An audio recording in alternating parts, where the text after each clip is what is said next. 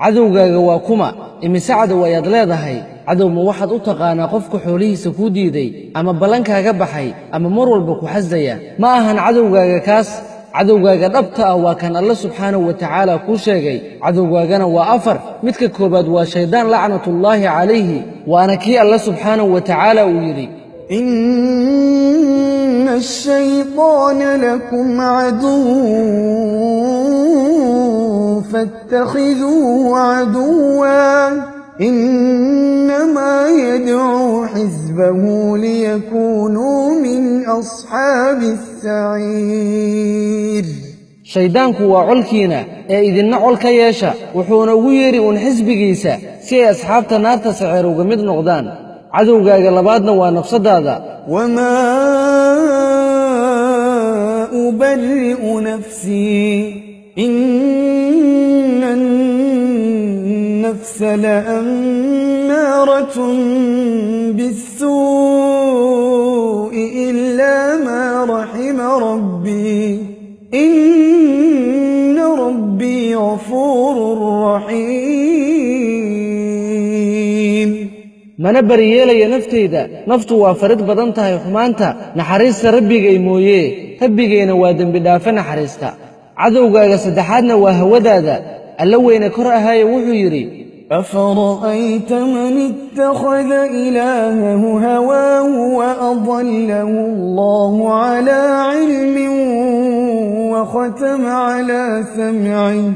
وختم على سمعه وقلبه وجعل على بصره غشاوة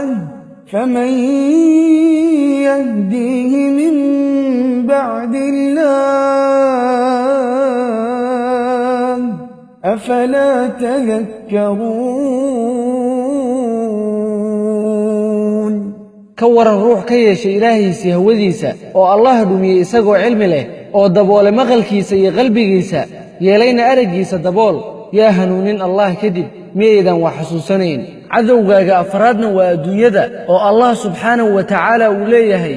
اعلموا أنما الحياة الدنيا لعب ولهو وزينة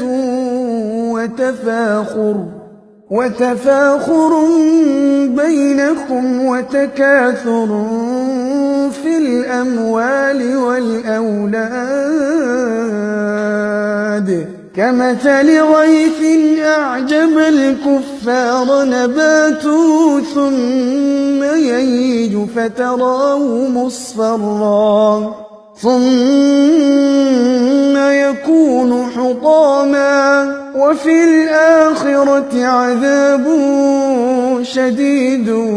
ومغفرة من الله ورضوان وما الحياة الدنيا إلا متاع الغرور haddaba waxaad ogaataa afartaas cadow inaad leedahay waana afar cadow oo kala daran maxaa yeelay shayddaanku wax kale uma taagna inuu ku baadeeyo ma ahane haddaadan ka dhiganin cadow nafsadaada mar hadday nafsadaada ku hoggaamiso aadna garan weysa qaladka iyo saxa aadna qaladkeeda u qaadato wax saxa saxeedana aad u qaadato qalad waxaa tahay qofay nafsadiisa hoggaamisay siday kuu waddana waxay ku geynaysaa jahannamo haddaadan iska qaban allah ayaan ka magangalnay hawadaada oo aad mar walba iska raaraacdo yadadiilo aadan gaarayninna aad mar walba ka fikirto heer aad gaartay inaad wax walba u samayso hawadaada darteed iyadana waxay ku geynaysaa jahannamo ciyaadan billaah adduunyadu wax kale ma ahan waa adigoo qabaystay dhar qurxoonna xirtay haddana aad shallaysatay kadibna baxday oo aadna moodday inaad ku waarayso dhaldhalaalkan beenta ah aadna hilmaanto waxa adduunyada laguu keenay iyo halka aad ku socoto haddaadan fikirin oo aadan naftaada xisaabinin maalinta aakhira waa lagu xisaabin doonaa yeeshaya ama diidayaaba adduunyaduna siday kuu wadda waxay ku geynaysaa jahannamo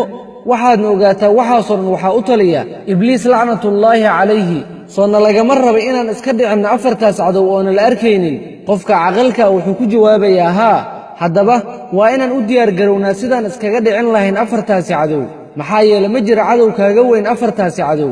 haddaad iska dhiciso adduunyo iyo aakhiro waxaad noqonaysaa qof liibaanay haddaadan iska dhicin waxaad noqonaysaa adduunyo iyo aakhiraba qof khasaaray haddaba afartaasi cadow waxaad iskaga dhicin kartaa ilaahay kitaabkiisa inaad qabsato kuna qabsato dariiqa nebigeena muxamed sala allahu calayhi wasallam oo aadna noqoto mid ku dhaqma 24 saac sunnadii nebiga sala allahu calayhi wasallam markaasi waxaad noqonaysaa qof iska dhiciyey afartaasi cadow maxaa yeelay nebigeena muxamed sala allahu calayhi wasallam wuxuu leeyahay waxaan idinkaga tegey 2 shay oo kale ah kitaabka alle subxaanahu wa tacaala iyo sunnadaydii haddaba walaalayaal ninkii qabsada kitaabka alle iyo sunnada nebigiisa wuxuu noqonayaa qof iska dhiciyey afartaasi cadow ee aan soo sheegnay qofkii qabsan waayana yuusan eedin nafsadiisa ma ahane